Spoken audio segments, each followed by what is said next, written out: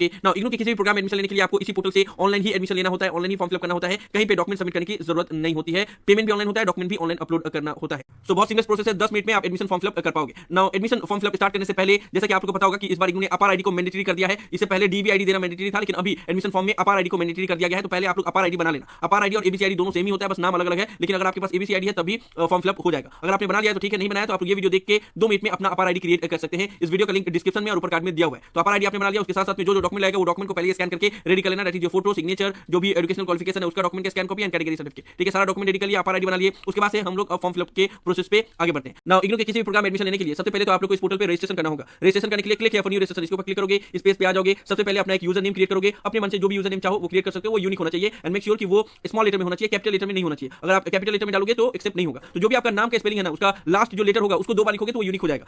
जैसे कि मेरा नाम है अथर, तो ATHARR अगर हम करेंगे तो वो यूनिक हो जाएगा। उसके बाद यहाँ पे आपको ईमेल एड्रेस डालना पड़ेगा। ईमेल एड्रेस याद रखना कि वही ईमेल एड्रेस डालना जो अभी आपके पास हो, क्योंकि ईमेल एड्रेस पे और मोबाइल नंबर पे एक ओटीपी जाएगा, वो वेरीफाइड होगा। उसके बाद से ही आप एडमिशन का फॉर्म फिलअप पे कंटिन्यू कर सकते हो। तो वही ईमेल एड्रेस डालना जो आपके पास है, वो वैलिड कंडीशन में हो। ठीक है, तो ईमेल एड्रेस डालोगे, यहीं पे कंफर्म ईमेल एड्रेस करोगे। उसके बाद से अपना मन से 6 डिजिट का एक पासवर्ड डालोगे। उसके बाद से कंफर्म पासवर्ड। उसके बाद से मोबाइल नंबर जो अभी वैलिड कंडीशन में है, जो आपके पास है, यहाँ पे ओटीपी आएगा तो आप प्रोवाइड कर सकते हो, वो मोबाइल नंबर डालोगे, उसको रिपीट करोगे, कैप्चा यहाँ पे फिल करोगे। उसके बाद से रजिस्टर के ऊपर क्लिक करोगे। तो जल्दी मैं डिटेल फिलअप कर देता हूँ। नाउ जैसे आपने रजिस्टर के ऊपर क्लिक किया, आपके ईमेल आईडी पे एक ओटीपी जाएगा। याद रखना, आपके ईमेल पे एक ओटीपी जाएगा, मोबाइल पे ओटीपी नहीं जा रहा है, ईमेल पे ओटीपी जाएगा एंड वो ओटीपी डालना होगा। यहाँ पे जो कैप्चा है वो फिल करना होगा। उसके बाद से सबमिट ओटीपी के ऊपर क्लिक करोगे। यहाँ पे देखो ये वेरीफाइड शो कर रहा है। उसके बाद से जैसे मैंने बताया था कि आपको एडमिशन लेने से पहले अपार आईडी क्रिएट कर लेना होगा। ठीक है, अपार आईडी और एबीसी आईडी दोनों सेम ही होता है, मैं बार-बार बोल रहा हूं। अगर आपने अपार आईडी क्रिएट नहीं किया है तो आप लोग ये वीडियो देख के अपार आईडी सिंपली क्रिएट कर सकते हो।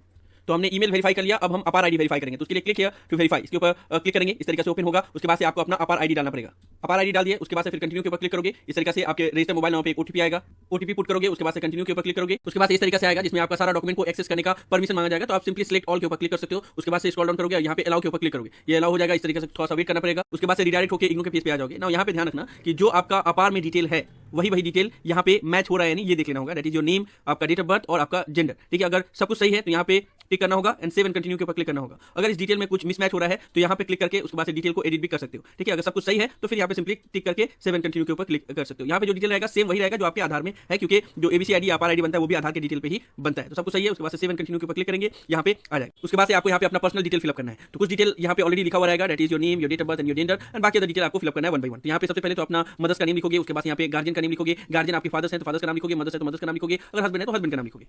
उसके बाद से स्क्रॉल डाउन करोगे तो यहाँ पे आपको कैटेगरी सेलेक्ट करना होगा, यानी कि general, SC, ST, OBC, non creamy layer या फिर इकोनॉमिकली वीकेंड सेक्शन, तो वो सिलेक्ट करोगे। उसके बाद से फिर यहाँ पे आप अर्बन एरिया से बिलोंग करते हो या रूरल एरिया से या ट्राइबल एरिया से, तो वो सिलेक्ट करोगे। उसके बाद यहाँ पे माइनॉरिटी स्टेटस सिलेक्ट करोगे कि आप माइनॉरिटी कम्युनिटी से बिलोंग करते हो या नहीं।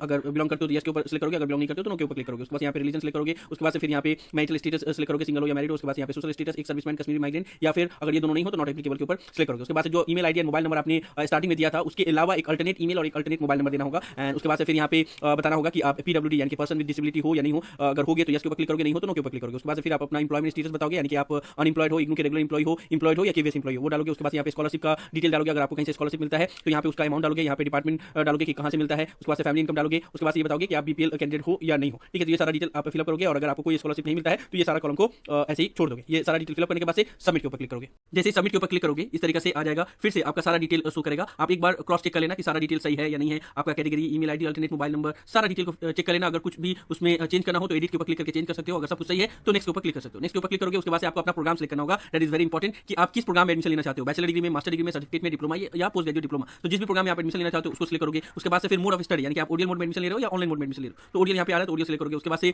कौन सा प्रोग्राम में आप सिलेक्ट कर रहे हो, यानी कि कौन सा कोर्स आपको करना है इग्नू से। अगर आप यहाँ पे मास्टर सिलेक्ट करोगे तो मास्टर डिग्री में जितने भी प्रोग्राम ऑफर किए जाते हैं उसका लिस्ट आ जाएगा। अगर आपने यहाँ पे बैचलर सिलेक्ट किया तो बैचलर डिग्री में जितने भी कोर्सेज ऑफर किए जाते हैं इग्नू में उन सब का लिस्ट आ जाएगा। ठीक है, उसी हिसाब से ये पोर्टल को बनाया गया। तो मुझे मास्टर में एडमिशन लेना है तो मैंने मास्टर सिलेक्ट किया, ओडीएल सिलेक्ट किया। उसके बाद से फिर इसमें से आपको जिस भी प्रोग्राम में एडमिशन लेना है, जैसे मान लो आपको मास्टर ऑफ सोशियोलॉजी में एडमिशन लेना है वो सिलेक्ट किया। उसके बाद से किस रीजनल सेंटर के अंडर में एडमिशन लेना है तो पहले वो सिलेक्ट करोगे। उसके बाद से उस रीजनल सेंटर के अंडर में कौन से स्टडी सेंटर पे एडमिशन लेना है वो सिलेक्ट करोगे। तो याद रखना जो भी प्रोग्राम आप सिलेक्ट करोगे वो कौन से रीजनल सेंटर में अवेलेबल है उसी का लिस्ट यहाँ पे आएगा, और साथ ही साथ कौन से स्टडी सेंटर पे अवेलेबल है वो प्रोग्राम उसी का ही लिस्ट आएगा। अगर किसी स्टडी सेंटर या रीजनल सेंटर में आपने जो प्रोग्राम सिलेक्ट किया है वो अगर अवेलेबल नहीं है तो वो शो ही नहीं करेगा। ठीक है, तो जो लिस्ट शो कर रहा है दैट मींस कि वहां पे ये प्रोग्राम अवेलेबल है, तो उसमें से आप सिलेक्ट कर सकते हो। उसके बाद से आपको मीडियम सिलेक्ट करना होगा, हिंदी और इंग्लिश। याद रखना मीडियम मींस जो भी मीडियम आपने सिलेक्ट किया उसी मीडियम में आपके बुक्स आपके पास आएंगे। वैसे एग्जाम में आपको दोनों में से कोई भी मीडियम में एग्जाम देने की अनुमति दी जाती है, यानी कि अगर आपने हिंदी मीडियम सिलेक्ट किया तो इंग्लिश में लिख सकते हो, इंग्लिश मीडियम सिलेक्ट किया तो हिंदी में लिख सकते हो, ये दोनों अलाउड रहता है। लेकिन मीडियम जो आपने सिलेक्ट किया उसी में ही आपको बुक्स आएंगे, उसमें चेंजेस नहीं होगा। तो इस चीज का आप लोग ध्यान रखना है। उसी हिसाब से आप मीडियम सिलेक्ट करोगे। उसके बाद आपसे पूछा जाएगा कि आप इग्नू के ऑलरेडी स्टूडेंट हो या नहीं हो। अगर हो तो यस क्लिक करना। उसके बाद आपको एनरोलमेंट दिया जाएगा, और अगर आप नहीं हो तो एनरोलमेंट नंबर आपको डालना पड़ेगा। अगर आप नहीं हो तो आप सिंपली नो के ऊपर क्लिक करो। उसके बाद से सबमिट के ऊपर क्लिक करोगे, नेक्स्ट पेज पे आ जाओगे। यहाँ पे फिर से आपसे पूछा जाएगा कि आपको आपके प्रोग्राम डिटेल में कोई चेंजेस करना है नहीं करना है। अगर चेंज करना है तो एडिट के ऊपर क्लिक करके आपको अगर स्टडी सेंटर चेंज करना है, रीजनल सेंटर चेंज करना है तो कर सकते हो, और अगर नहीं करना है तो नेक्स्ट के ऊपर क्लिक कर सकते हो, आगे पेज पे चले जाओगे। इतना याद रखना, जब तक आपने पेमेंट नहीं किया तब तक सारा डिटेल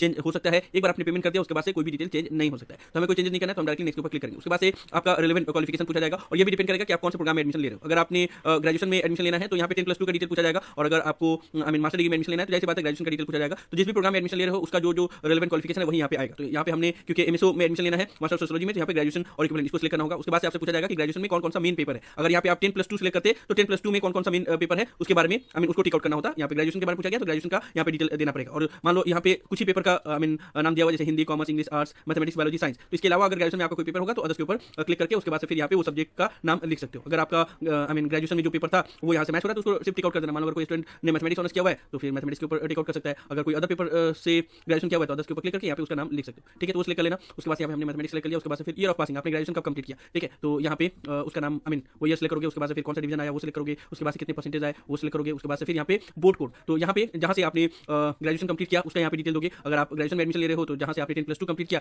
उसका डिटेल यहाँ पे दोगे। और यहाँ पे सारे बोर्ड और यूनिवर्सिटी का नाम दिया हुआ है। अगर इस लिस्ट में आपका बोर्ड या यूनिवर्सिटी का नाम नहीं है तो सिंपली यहाँ पे not listed in the list इसके ऊपर क्लिक करना। एंड जैसे इसके ऊपर क्लिक करोगे उसके बाद से आपसे पूछा जाएगा कि फिर आपका यूनिवर्सिटी का नाम क्या है। ठीक है, तो वो यूनिवर्सिटी का नाम यहाँ पे लिखना। मान लो अगर इग्नू से आपने ग्रेजुएशन किया तो इग्नू लिखोगे, जो भी यूनिवर्सिटी है उसका नाम यहाँ पे लिखोगे। नॉर्मली इसमें ज्यादातर 10+2 के बोर्ड का नाम दिया हुआ है तो उसमें से अगर मिल जाए तो सिलेक्ट कर लेना, और अगर नहीं मिले तो not in the list select करना। उसके बाद फिर यहाँ पे नाम लिख देना। उसके बाद जो बोर्ड का इनरोलमेंट नंबर होगा वो इनरोलमेंट नंबर लिखोगे, एंड या फिर रोल नंबर होगा तो वो लिखोगे। उसके बाद ये दोनों कॉलम को छोड़ देना। उसके बाद फिर सारा डिटेल चेक करना। उसके बाद सबमिट के ऊपर क्लिक करना। फिर से आपसे पूछा जाएगा सारा डिटेल सही है नहीं, सब कुछ सही है तो नेक्स्ट के ऊपर क्लिक करना। कुछ एडिट करना होगा तो एडिट के ऊपर क्लिक कर सकते हो। उसके बाद से इस पेज पे आपको अपना पेपर सिलेक्ट करना है। नॉर्मली ज्यादातर प्रोग्राम में फर्स्ट ईयर में जो कंपल्सरी पेपर आते हैं उसका यहाँ पे शो करता है, आपको चूज करना नहीं होता है। लेकिन कुछ प्रोग्राम में कुछ कंपल्सरी पेपर आते हैं, कुछ आपको सिलेक्ट करना होता है। जैसे यहाँ पे मास्टर ऑफ सोशियोलॉजी में टोटल 10 पेपर है फर्स्ट ईयर में, 4 पेपर ऑलरेडी कंपल्सरी है, 5वां पेपर आपको सिलेक्ट करना हो रहा है। उसके बाद फिर सेकंड सेमेस्टर में भी 4 पेपर कंपल्सरी है एंड 5वां पेपर आपको सिलेक्ट करना पड़ेगा। ठीक है, तो इस तरीके से जो भी आपका प्रोग्राम होगा तो फर्स्ट ईयर में या फर्स्ट सेमेस्टर में कौन-कौन सा पेपर होगा उसका लिस्ट आएगा। उसमें से अगर कुछ सिलेक्ट करना होगा तो आपको चेक करके पेपर सिलेक्ट करने होंगे। ठीक है, उसके बाद सबमिट के ऊपर क्लिक करोगे, नेक्स्ट पेज पे आओगे एंड यहाँ पे फिर से आपसे पूछा जाएगा कि कुछ चेंज करना है नहीं करना है, क्योंकि यहाँ पे कुछ चेंज करने का जगह तो है नहीं, क्योंकि जो इलेक्टिव पेपर है उसमें एक ही पेपर था एंड बाकी सब कंपल्सरी था है। ठीक है ना, तो सब कुछ चेक करके उसके बाद डायरेक्टली हम लोग नेक्स्ट के ऊपर क्लिक करते हैं। नेक्स्ट के ऊपर क्लिक करते हैं उसके बाद से आपको अपना एड्रेस डालना पड़ेगा। एड्रेस ध्यानपूर्वक फिल करना, क्योंकि अगर आपने गलत एड्रेस डाला तो आपके बुक्स टाइम पे डिलीवर नहीं हो पाते या फिर अदर डॉक्यूमेंट भी डिलीवर नहीं हो पाते। तो जो एड्रेस आपका वैलिड है वही डालना। उसके बाद डालने के बाद से फिर यहाँ पे आप अपना नियरेस्ट जो पोस्ट ऑफिस है उसको सिलेक्ट कर लेना। सिलेक्ट करने के बाद से सबमिट के ऊपर क्लिक करना, फिर एड्रेस को एक बार चेक कर लेना सब कुछ सही है तो नेक्स्ट के ऊपर क्लिक करना। अगर कुछ एडिट करना है तो एडिट के ऊपर क्लिक कर सकते हो। यहाँ पे हमने नेक्स्ट के ऊपर क्लिक किया। उसके बाद यहाँ पे आपको अपना डॉक्यूमेंट अपलोड करना होगा। दैट इज योर फोटोग्राफ जो कि 100 KB के अंदर होना चाहिए, सिग्नेचर जो 100 KB के अंदर होना चाहिए, मैट्रिकुलेशन सर्टिफिकेट यानी कि 10 का मार्कशीट या सर्टिफिकेट वो अपलोड करना होगा जो 200 KB के अंदर होना चाहिए, मार्कशीट ऑफ ग्रेजुएशन, उसके बाद से डिग्री और प्रोविजनल सर्टिफिकेट एंड यहाँ पे अदर कुछ भी अपलोड नहीं करना है। यही 5 चीज अपलोड करना है अगर आप मास्टर डिग्री में एडमिशन ले रहे हो। तो फोटो, सिग्नेचर, 10th का मार्कशीट, ग्रेजुएशन का मार्कशीट और ग्रेजुएशन का डिग्री। एंड अगर ग्रेजुएशन में आप एडमिशन ले रहे हो तो फोटो, सिग्नेचर, मैट्रिकुलेशन मार्कशीट और सर्टिफिकेट यानी कि 10th का मार्कशीट या सर्टिफिकेट, उसके साथ साथ में आपको 12th का मार्कशीट और सर्टिफिकेट वो अपलोड करना होता है। ठीक है, ये सारा डॉक्यूमेंट आप अपलोड करोगे। मैं 1 बाय 1 करके अपलोड कर दे रहा हूं। पहले एक और इंपॉर्टेंट चीज कि डॉक्यूमेंट अपलोड करने के टाइम पे यहाँ पे जो आपको अदर्स 1 अदर्स 2 लिखा हुआ है यहाँ पे क्या अपलोड करना है। तो देखो सभी स्टूडेंट को इसमें कुछ भी अपलोड करना नहीं होता है। ठीक है, अगर मान लो आप ओबीसी या एससी एसटी से बिलोंग करते हो तो यहाँ पे सर्टिफिकेट अपलोड कर सकते हो। साथ ही साथ अलग अलग प्रोग्राम के अलग अलग क्राइटेरिया रहते हैं तो उसमें वो अदर्स डॉक्यूमेंट या एक्सपीरियंस सर्टिफिकेट अपलोड कर सकते हैं। बाकी अगर आप नॉर्मल ग्रेजुएशन में या मास्टर डिग्री में एडमिशन ले रहे हो एंड आपका कोई भी कैटेगरी सर्टिफिकेट नहीं है तो उसमें ये अपलोड नहीं करना है। अगर किसी का कैटेगरी है यानी कि ओबीसी एससी एसटी है तो वो अदर्स में ही अपलोड करेगा, अदरवाइज कुछ अपलोड करने की जरूरत नहीं है। तो हमने सारा डॉक्यूमेंट अपलोड कर लिया। अपलोड करने के बाद फिर नेक्स्ट के ऊपर क्लिक करोगे, इस पेज पे आ जाओगे। नाउ ये जो पेज है ये फाइनल पेज है। यहाँ पे जितना भी डिटेल आपने अभी तक फिलअप किया यानी कि personal detail, programme, qualification, course, correspondence detail, जो डॉक्यूमेंट अपलोड किया वो सारा चीज इस पेज पे आएगा एंड आपको चेक करने के लिए बोला जाएगा। एक बार आप चेक कर सकते हो कि सारा डिटेल सही है या नहीं है। इसको ध्यानपूर्वक चेक कर लेना। कहीं पे भी अगर आपको कुछ चेंज करना है तो यहाँ पे मॉडिफाई दिस सेक्शन इसके ऊपर क्लिक करोगे एंड जो भी चेंज करना है वो चेंज कर सकते हो। तो एक बार हमने सारा डिटेल को 1 बाय 1 करके चेक कर लिया। उसके बाद से फिर नीचे स्क्रॉल डाउन करोगे तो यहाँ पे जो डॉक्यूमेंट आपने अपलोड किया हुआ है वो भी चेक करने का ऑप्शन दिया जाएगा कि आपने जो डॉक्यूमेंट अपलोड किया वो सही है या नहीं, स्कैन कहीं हेजी तो नहीं है। ठीक है, तो वो सब अगर होता है तो एडमिशन फिर कंफर्म होने में टाइम लगता है या फिर आपको दोबारा डॉक्यूमेंट अपलोड करने के लिए बोला जाता है। इसलिए आप डॉक्यूमेंट भी चेक कर लेना कि जो डॉक्यूमेंट अपलोड किए हुए हो वो सही से अपलोड हुआ है या नहीं हुआ है। यहाँ पे व्यू के ऊपर क्लिक करोगे तो डॉक्यूमेंट आपको दिख जाएगा। तो अगर सही है तो फिर नेक्स्ट के ऊपर कंटिन्यू करोगे एंड अगर कुछ भी चेंजेस करना है तो मॉडिफाई के ऊपर क्लिक करके फिर से डॉक्यूमेंट अपलोड कर सकते हो। उसके बाद यहाँ पे आपसे पूछा जा रहा है आपने जो डिटेल फिलअप किया हुआ है सब कुछ सही है या नहीं है और आप आगे बढ़ना चाहते हो या नहीं। तो यहाँ पे आई एग्री के ऊपर क्लिक किए और उसके बाद से एक बार accept and proceed for the payment के ऊपर क्लिक किया आपने, उसके बाद से फिर कोई भी चेंजेस नहीं होगा। जो भी चेंजेस करना है आपको इसी पेज पे चेंजेस करना है, यहीं तक ही जो चेंजेस आपको करना है। तो यहाँ पे मॉडिफाई दिस सेक्शन के ऊपर क्लिक करके चेंज कर सकते हो। एक बार ये आपने क्लिक कर लिया उसके बाद से फिर आप कोई भी डिटेल को चेंज नहीं कर सकते। जैसे हमने accept and proceed for the payment के ऊपर क्लिक किया तो यहाँ पे एक पॉपअप आएगा और बोला जाएगा after submission no change are allowed. ठीक है, तो एक बार आप ये चेक कर लेना। और यहाँ पे आपको फीस का डिटेल दिया रहेगा, कितना फीस आपका लग रहा है। तो 8000 और 4000 डेवलपमेंट फी, 300 रजिस्ट्रेशन फी, ये सारा टोटल करके 8700 आपको पेमेंट करना है। अलग अलग प्रोग्राम का अलग अलग फीस है। तो हमने सब कुछ चेक कर लिया, सब कुछ सही है। तो accept and proceed for the payment आ रहा है, यहाँ पे पॉपअप आएगा, उसको ओके कर दोगे। नेक्स्ट पेज पे आ जाओगे, यहाँ पे पेमेंट डिटेल है, इतना आपको पेमेंट करना है। तो 2 गेटवे दिया हुआ है, पेमेंट गेटवे ऑप्शन एचडीएफसी और आईडीबीआई, तो दोनों में से कोई भी गेटवे को आप सिलेक्ट कर सकते हो। ये सिर्फ गेटवे है, जरूरी नहीं है कि आपके पास एचडीएफसी आईडीबीआई का कार्ड होना चाहिए। कोई भी कार्ड है, फोन पे, गूगल पे, कोई भी यूपीआई आप यूज करते हो या फिर कोई भी डेबिट कार्ड, क्रेडिट कार्ड है, किसी से भी पेमेंट कर सकते हो। यहाँ पे